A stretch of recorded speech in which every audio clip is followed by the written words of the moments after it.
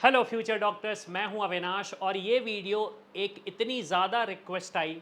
मैं personally parents से बात कर रहा हूं, स्टूडेंट से बात कर रहा हूं, तो उनका एक ही सवाल है और इसी सवाल में इतनी सारी चीज़ें होती हैं जिसे आंसर देना हो सकता है मेरे लिए थोड़ा सा डिफिकल्ट हो, लेकिन मैंने कोशिश करी है इस वीडियो में मैं आपको वो सारे पैरामीटर समझा सकूं जिसकी वजह से आपने इस वीडियो पे क्लिक किया है। अब देखिए, मैं आपको बताना चाहूँगा, ये जो मेडिकल में ये जो क्वेश्चन है कि प्राइवेट कॉलेज अच्छा कौन सा है, मेरी रैंक पे कॉलेज कौन सा अच्छा मिल जाएगा, मैं डिसाइड नहीं कर पा रहा हूँ कि मुझे किस कॉलेज में जाना चाहिए प्राइवेट में, क्योंकि यहाँ पे ये सिस्टम है, यहाँ पे ये सिस्टम है, वहाँ पे ये इशू है। कहानियाँ सेम रहती हैं, कहानियाँ सेम रहती है, बस नंबर चेंज हो जाता है, नाम चेंज हो जाता है। आज अपूर्व बात करेगा तो कल आकांक्षा बात करेगी, तो परसों माधुरी बात करेगी, तो उसके बाद अविनाश। जो भी नाम बदल जाते हैं, कहानी सेम ही रहती है। सवाल यही आता है कि प्राइवेट कॉलेज चूज कौन सा करें और कौन सा हमें मिल सकता है, और डिफरेंस क्या आएगा अगर हम प्राइवेट और डीम्ड को कंपेयर करें तो चलिए सबसे पहले हम समझ लेते हैं कि एग्जैक्टली प्राइवेट और डीम्ड यूनिवर्सिटीज़ होती क्या हैं। फिर हम छोटा सा डिस्कशन करेंगे और समझेंगे सारी चीज़ें। मैं प्राइवेट इंस्टीट्यूशंस की अगर बात करूं तो प्राइवेट इंस्टीट्यूशन का एक सिंपल सा सिनारियो है समझने का। वो स्टेट काउंसलिंग अथॉरिटी के थ्रू अलॉट होती है, उनमें सीट्स स्टेट काउंसलिंग अथॉरिटी के थ्रू सीट्स अलॉट होती हैं। बजट कितना जाता है प्राइवेट कॉलेजेस का? प्राइवेट कॉलेजेस का बजट आपका, अब यहाँ पे एक चीज़ और, प्राइवेट कॉलेजेस में मैं यहाँ पे डिस्कशन कर रहा हूँ, जो पैन इंडिया के स्टूडेंट्स हैं उन्हें एडमिशन मिल जाएगा। ऐसा नहीं कि जो स्टेट कोटा वाले कॉलेजेस हैं, क्योंकि 27 लाख में ऑप्शन आपको मिल रहा है, मतलब 3 lakh per annum, 4 lakh per annum, semi government, इनकी मैं बात नहीं कर रहा हूँ, मैं स्पेसिफिकली प्राइवेट की बात कर रहा हूँ। तो यहाँ पे आपका बजट जाता है लगभग 8 से लेके आप 25-28 कर दीजिए lakh per annum private colleges का। स्टेट काउंसलिंग अथॉरिटी के थ्रू होते हैं एडमिशन्स, और ये आपको हर स्टेट में मिल जाएंगे, ऑल स्टेट्स। ठीक है, ऑल स्टेट्स में मिल जाएंगे। अब उनमें से कुछ स्टेट्स ओपन होंगे, कुछ क्लोज्ड होंगे और कुछ सेमी ओपन होंगे, कुछ सेमी ओपन होंगे। ये तो एक बेसिक अंडरस्टैंडिंग है। फिर इसके बाद एक सवाल ये आता है कि इंफ्रास्ट्रक्चर हमें कैसा मिलेगा। तो इंफ्रास्ट्रक्चर प्राइवेट कॉलेज का मोर और लेस सेम ही रहने वाला है। सेम रहने का मतलब ये है एक एवरेज। अब अगेन एवरेज से मेरा मतलब यह है, कुछ इंस्टीट्यूशन ऐसे होंगे जो एक्सपोनेंशियली अच्छे होंगे, मतलब आपको लगेगा कि वाह मैंने यहाँ से पढ़ाई करी है। कुछ इंस्टीट्यूशन ऐसे होंगे जहाँ पे आप जाओगे तो आपको खुद शर्म आएगी बोलने में कि मैंने यहाँ से पढ़ाई करी है। तो इसे हम एक तरीके से सेम रख लेते हैं, ज़्यादा डिफरेंस नहीं आएगा, लेकिन सिचुएशन सेम ही रहने वाली है आपकी। अब इसी सिनारियो में हम एक डिस्कशन कर लेते हैं डीम्ड यूनिवर्सिटीज़ का। अब डीम्ड यूनिवर्सिटीज़ में क्या डिफरेंस है, चलिए सबसे पहले डिस्कस कर लेते हैं। यहाँ पे मैं लिख देता हूँ डीम्ड। बजट की बात करें, सॉरी एडमिशन कहाँ से, एडमिशन कैसे होता है डीम्ड यूनिवर्सिटी में? एडमिशन होता है एमसीसी द्वारा। एडमिशन होता है एमसीसी द्वारा, जो ऑल इंडिया की काउंसलिंग कराती है। कितने कॉलेजेस हैं टोटल? अराउंड 57 कॉलेजेस हैं। प्राइवेट कॉलेजेस ऑब्वियस सी बात है ज़्यादा होंगे, यहाँ पे अराउंड 57 कॉलेजेस हैं। ओके, कहाँ पे हैं? ऑल स्टेट्स में आपको मिल जाएंगे। All states in the sense कुछ स्टेट्स में ऑप्शंस नहीं है, जैसे एमपी एक स्टेट है जहाँ पे डीम्ड यूनिवर्सिटी नहीं है, तो ऐसे स्टेट्स आपको मिल जाएंगे जहाँ पे हो सकता है कि डीम्ड यूनिवर्सिटी ना मिले, लेकिन उससे कोई फ़र्क नहीं पड़ने वाला आपको। ऐसा नहीं है कि अगर यहाँ पे डीम्ड यूनिवर्सिटी नहीं है मतलब डीम्ड यूनिवर्सिटीज़ में हमें एडमिशन नहीं लेना चाहिए। और इसके बाद अगर मैं बात करूँ तो सारे ओपन हैं, सारे ओपन हैं, डोमिसाइल फ्री है, कोई भी स्टूडेंट एडमिशन ले सकता है। बजट यहाँ पे मैंने डिस्कस नहीं किया है, मैं बजट बता देता हूँ आपको। बजट जाएगा लगभग 10 से लेके वही 25 से 28 लाख। मतलब यहाँ पे थोड़ा सा डिफरेंस इसलिए आ गया क्योंकि कुछ कॉलेज है जिनकी फीस स्ट्रक्चर, मतलब जो ट्यूशन फीस है वो 8 लाख है, इसलिए डिफरेंस है। बाकी अगर डीम्ड की बात करूँ तो वहाँ पे एक एवरेज ट्यूशन फीस लगभग 10 लाख है, जो कम फीस वाले ऑप्शंस हम कंसीडर करें। और उसके बाद फिर ऑब्वियस सी बात है, आपको ऑप्शंस ज़्यादा के दिख ही रहे हैं, 25 से 28 लाख मल्टीपल ऑप्शन है। ऑब्वियस सी बात है, मैं नाम नहीं लूँगा, मैं एक जनरलाइज डिस्कशन यहाँ पे कर रहा हूँ।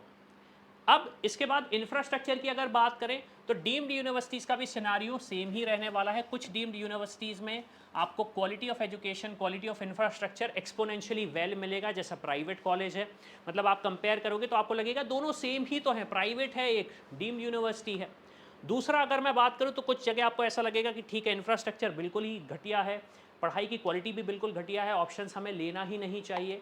और कुछ आपको मिड टीयर में मिल जाएंगे। तो डिफरेंस आप देखेंगे तो in terms of quality of education, infrastructure की अगर मैं बात करूं तो सेम ही दिखने वाला है डीम्ड का और प्राइवेट का।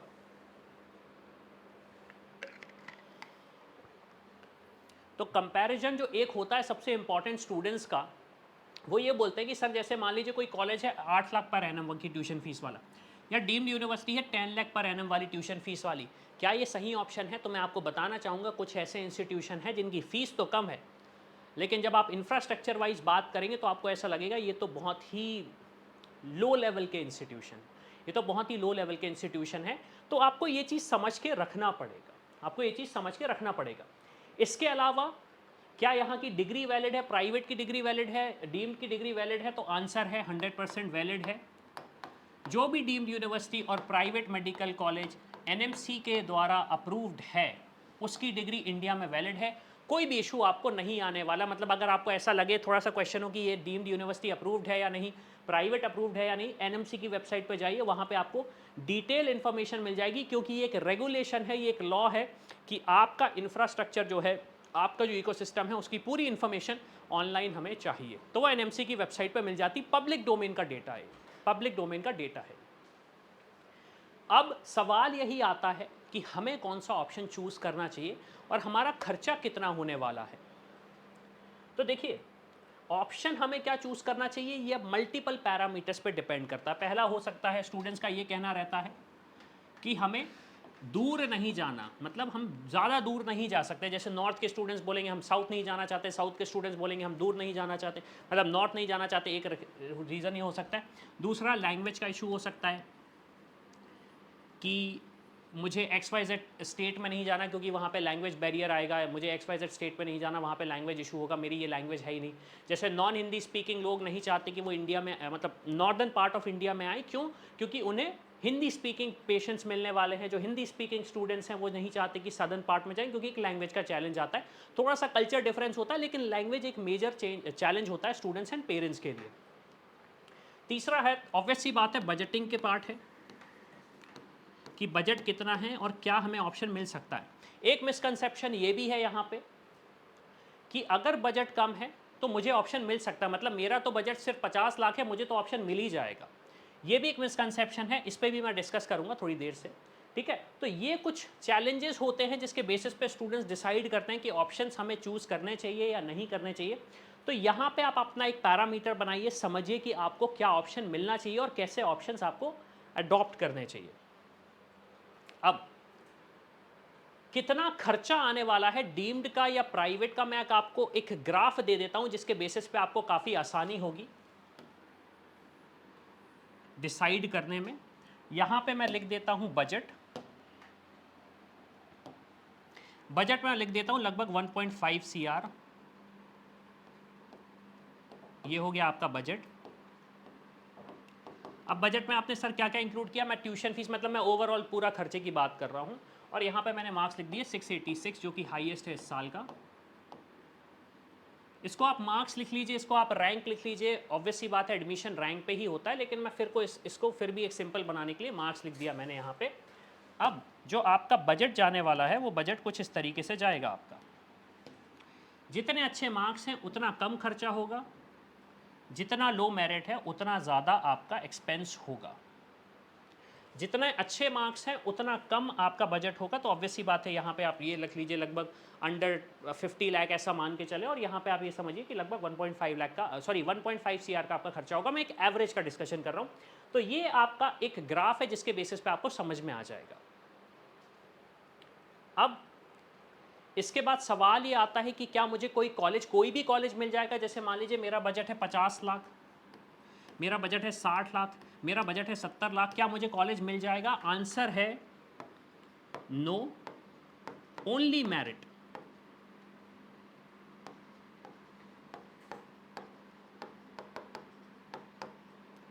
काफ़ी सारे स्टूडेंट्स का क्वेश्चन रहता है कि सर हमें ये वाला कॉलेज चाहिए, हमें ये वाला कॉलेज चाहिए, हमारे पास बजट तो है तो हमें ये कॉलेज क्यों नहीं मिल रहा, हमारे पास इतना बजट है तो हमें टॉप टीयर के कॉलेज क्यों नहीं मिल रहे। बहुत सारे क्वेश्चन है। एडमिशन जो होता है वो ओनली मेरिट पे होता है, उसके ऊपर नहीं, उसके नीचे नहीं। एक फ्रैंक चीज़ है जो मैं आपको बताना चाह रहा हूँ, एक फ्रैंक चीज़ है, इसको मैं आपको बताना चाह रहा हूँ। अब last but not the least, क्या मुझे ये बजट जो है, अगर मेरे पास टॉप टियर डीम्ड यूनिवर्सिटी नहीं है, top tier private medical college नहीं है, तो क्या मुझे ये इन्वेस्टमेंट करना चाहिए या नहीं करना चाहिए, इस पर भी डिस्कशन कर लेते हैं। हम इसे डिवाइड करते हैं, हम यहाँ पे डिस्कशन करते हैं टियर 2 और टियर 3 का। टियर 2 टियर 3 का हम डिस्कशन करते हैं एडमिशन का, कि यहाँ पे लेना चाहिए या नहीं लेना चाहिए। अब टियर 2 टियर 3 में एक एवरेज बजट कितना जाने वाला है आपका, टियर 2 टियर 3 में एवरेज बजट आपका जाने वाला है लगभग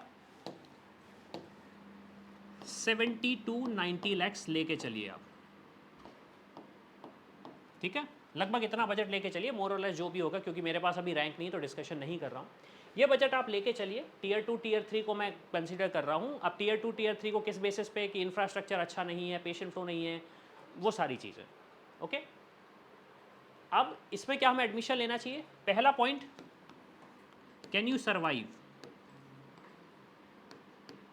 अब कैन यू सर्वाइव का मतलब ये कि भाई हमारी फैमिली के पास इतना इन्वेस्टमेंट है या नहीं है, क्योंकि इसके बाद हमें पीजी भी देखना पड़ेगा, और पीजी का बजट भी लगभग इतना ही जाता है, 1 CR लेके चलते हैं एक एवरेज प्राइवेट का इंस्टीट्यूशन, गवर्नमेंट का डिस्कशन नहीं करते हैं, ठीक है। पीजी का आपका भी 1 CR तक का ही इन्वेस्टमेंट होने वाला है। तो कैन यू सर्वाइव, आप मतलब इतना इन्वेस्टमेंट कर रहे हो यूजी में, इतना ही इन्वेस्टमेंट पीजी में कर रहे हो, तो कैन यू सर्वाइव, पहला क्वेश्चन आपको ये पूछना चाहिए। दूसरा क्वेश्चन आपको ये पूछना चाहिए, क्या MBBS ही करना है। देखिए, होते हैं काफ़ी सारे पेरेंट्स, होते हैं काफ़ी सारे स्टूडेंट्स जिनका ये कहना है कि मुझे सिवाय MBBS के कुछ करना ही नहीं है, मुझे सिवाय MBBS के कुछ करना नहीं है। उस सिचुएशन में मैं आपसे बोलूँगा आप बिल्कुल जाइए, यहाँ पे एडमिशन लीजिए, ठीक है, सेल्फ स्टडी करो, मेहनत करो, पीजी में अच्छी रैंक लाओ, गवर्नमेंट इंस्टीट्यूशन जाओ, अपने मम्मी पापा का पैसा बचाओ, एक अच्छे रेपुटेटेड इंस्टीट्यूशन में जाओ और वहाँ से पढ़ाई करो।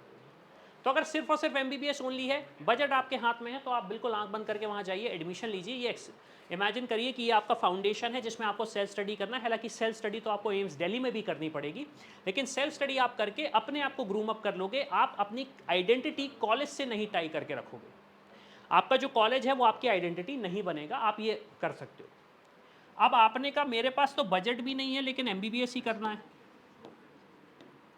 मतलब इतना इन्वेस्टमेंट मैं करने का सोच नहीं रहा हूँ, मतलब अराउंड 2 CR का इन्वेस्टमेंट मैं करने का सोच नहीं रहा हूँ, इतना बजट हमारे पास नहीं है, हम हैप्पी नहीं है, या फिर हो सकता है कि हमारे कुछ क्वेश्चंस हैं जिनके आंसर हमें सही मिल नहीं रहे, जिसके बेसिस पे ये डिसीजन नहीं जा रहा है। तो उसका फिर मेरा सजेशन ये है, अगर सिर्फ और सिर्फ MBBS करना है तो फिर MBBS अब्रॉड करो।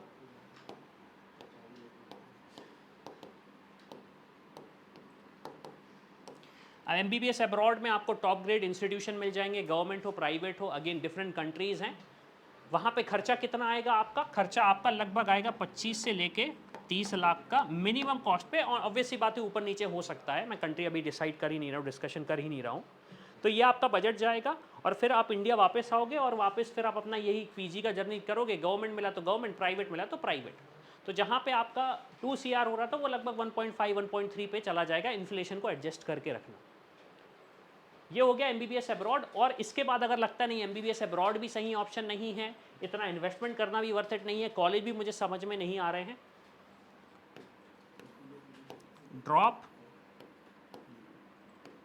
ड्रॉप अगर अफोर्ड कर सकते हो तो लो, अदरवाइज चेंज कोर्स।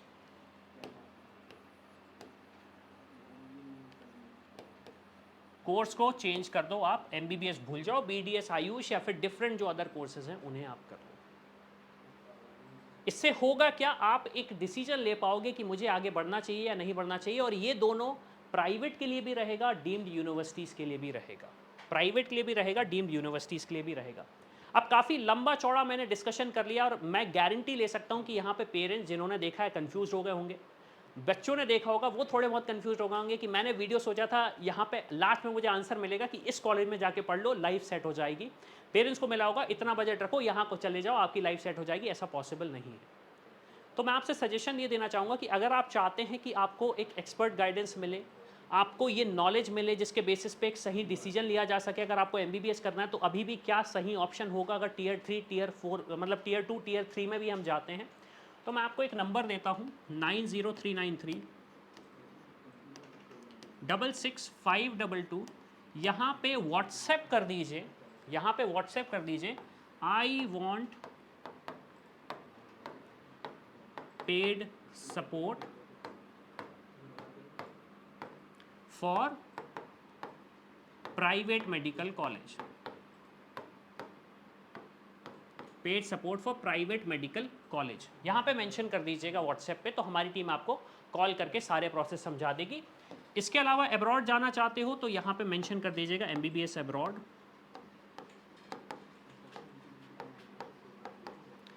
तो हमारी टीम आपको उसमें भी गाइड कर देगी जो भी ऑप्शंस आप देख रहे हैं।